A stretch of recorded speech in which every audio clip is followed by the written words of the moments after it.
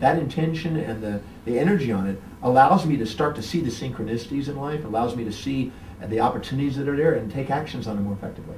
So yeah, I'm a firm believer in that. I've spent thousands of hours on that, and it saved me probably millions of hours. Now, you mentioned a mentor that you had when you were 17. Can you tell us about him? What specifically did he tell you? Well, I was a long-haired hippie surfer guy on the North Shore of Oahu, assuming I was going to make surfboards. I had dropped out of school. I was living kind of on the streets and in a grass house and a little tent kind of combination. And I was told in first grade I would never be able to read, write, or communicate, never amount to anything, never go very far in life, so I believed it.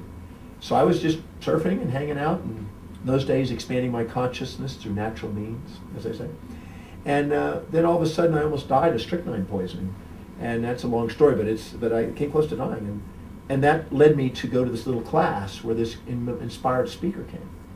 And that night changed my life. I had no idea what was going to happen, but I saw that night, after listening to him speak, what I wanted to do with the rest of my life. And I've been focused on it for 35 plus years now. And that's all I've wanted to do, is be a teacher, healer, and philosopher, travel the world, share my research findings with people, and help people live a magnificent life. And I wanted to do that for myself. And I learned by that teacher that if I help other people get where they want to get in life, I get where I want to get in life. So I dedicated to that. And I've been pretty well doing that every day since. I don't miss a day. Every hour, every day is what I'm focused on. That's something that I talk about a lot. I get to live my dreams by helping other people live their dreams. And that's the truth. What a great job. Well, I feel like I got the best job in the world. I mean, I had a guy who owned a major corporation. I'm not going to give his name or anything, but everybody would know him. Major corporation. And we were having dinner one night, and he says, you know, I feel envious of you. I feel, you know, God, you got a great deal. I said, what's that? He says, I can't say that I'm inspired to do everything that I do.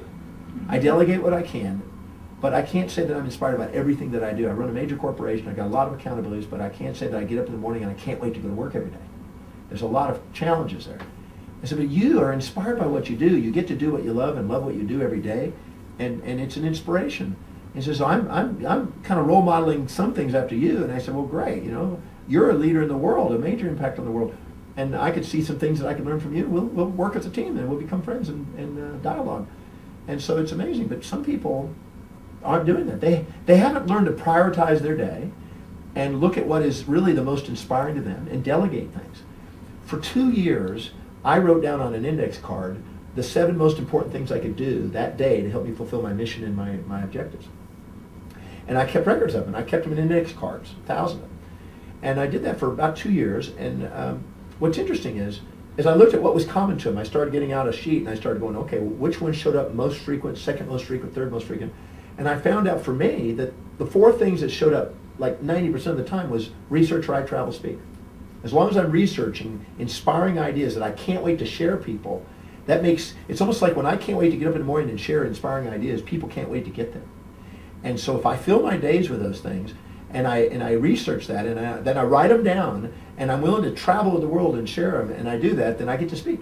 And last year I got to do 426 speeches, and I did 1,000 radio and television and newspaper and magazine interviews, and I got to write 5 books. I mean, I was busy last year, and I'm doing the same thing this year, and I love it.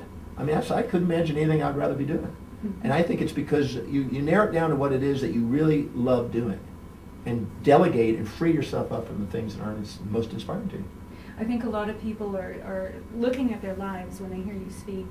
They look at their lives and say, well, I'm here, I've got all these responsibilities, and I have to go to work in the morning, and I hate my job, and how do I get from here to here?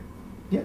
Well, if a person, I always say either the first thing you do is take the job that you're doing right now, and then you sit down and make a list of how it's going to help you get what you really want. And first define what you really want and ask how's he going to do it, because it's not a mistake.